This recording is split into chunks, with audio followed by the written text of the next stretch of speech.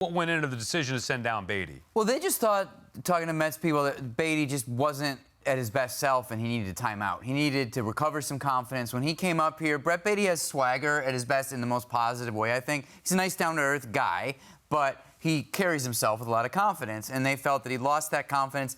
And I'm not just talking about body language or the clubhouse. I'm talking about the Mets thought maybe if there's a veteran pitcher on the mound and Baty has a chance to barehand a ball and throw it to first, he doesn't. He puts it in his pocket. And then when he decides to throw a ball, maybe that wasn't the right moment to do it. So the decisions are kind of off. They felt that he wasn't really firing at the plate on pitches that he should have been more aggressive on. And it's like, this is not Brett Baty. So what he seemed to need was just a step back. Go remember that you're a really good baseball player on the offensive side and a developing one on the defensive side, and just take a beat and relax. They gave him some objectives offensively and defensively, and if he hits those, he'll be back pretty soon. There's no guarantees with these things, but it could be a short demotion, and they just thought he needed, like I said, a timeout.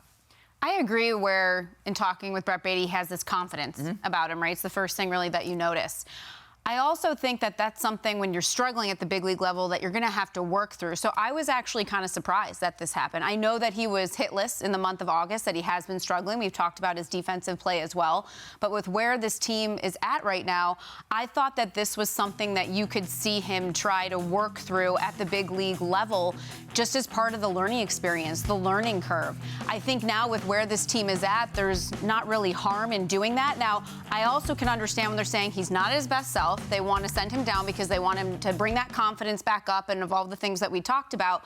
But I do think that this is something that can take place still with the Mets at this level because of where this team is at. They kind of set the plan, I thought, moving forward at the trade deadline by selling, and so it feels like now this is the time to see what these guys have.